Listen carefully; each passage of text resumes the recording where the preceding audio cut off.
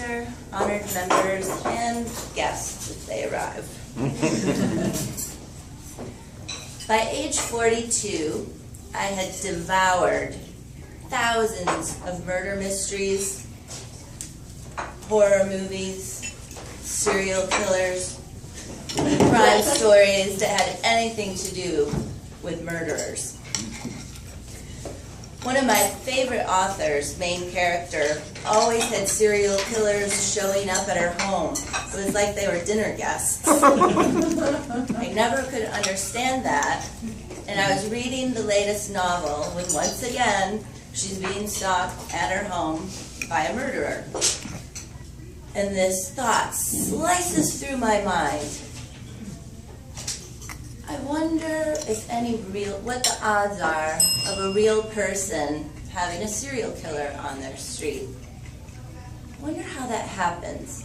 What would I do if a serial killer came in my home? Would I run? Would I hide? I wonder what would happen if they killed me. Would they make a movie about it? Who would play me? And this went on, and I could have written my own screenplay. A week later, 1 week later, on my quiet street in Maitland, directly across the street, a serial killer murdered 2 people and then went out in the garage and hung himself. Just before this incident, I had become aware of the law of attraction, which loosely states anything we focus our attention on, we draw to us. I had not been a complete believer until this happened. Has anyone in here not seen Die Hard? Do you remember the scene where they unlock the vault? That last lock falls, the doors open, the wind's blowing somehow, Beethoven's Ode to Joy is playing, and light is shining on them. That's what this moment was like for me when all of it snapped together. The tumblers fell, the gears turned, and I could hear that lock click into place. And I was like, oh my God, the law of attraction is real. And I never looked back.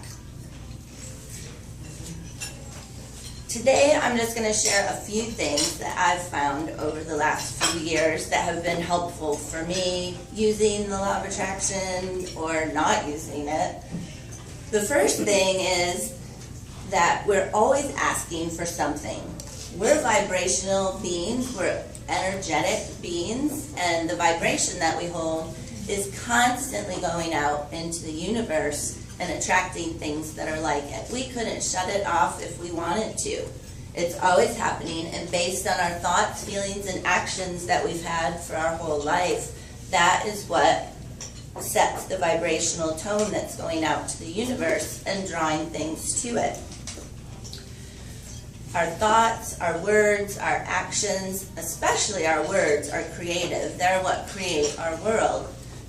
When I was little, I was taught that prayer was something you did in the morning when you woke up, it was something you did at night before you went to bed, and before dinner. Somehow breakfast and lunch weren't important, but we always said grace before dinner.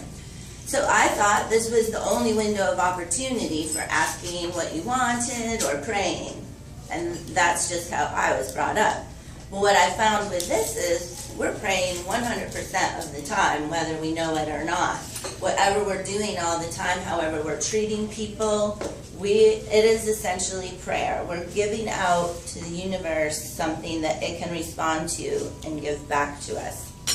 The second thing that I learned is the universe is always answering us, God, source, whatever you want to call it, and it's always saying yes. It never says no to us. It always is in total agreement with whatever we're asking for. So then I thought, well, you better be very careful what you're asking for, much like my serial killer story, because it only knows vibrationally what you're doing, and it doesn't know the difference between what you don't want and what you do want. It only knows what you focus your attention on all the time. So if you're focusing on illness all the time, then you're going to get that, whether you're saying you don't want to be sick, I don't want to be sick, oh, I hope I don't get that sickness, I hope I don't get that illness that's going around. It's just hearing illness, illness, illness, and focusing in on that. In my family, they actually got very disgusted with me for a while because I wouldn't participate in their favorite conversation anymore, which is sickness, illness, disease. Now, my parents live in a retirement community, or my parents did live in a retirement community, so they had stories that could go on for days. We had to hear about the people down the street, the people around the corner, and everything that was wrong with them. I didn't even know these people. I would leave the room, or I would ask them to please stop talking about it. And right now, I'm the only one in my family that's healthy. Everyone else has a lot of things going on with them, but they think I'm crazy, but I'm the only one that's healthy. The third thing is,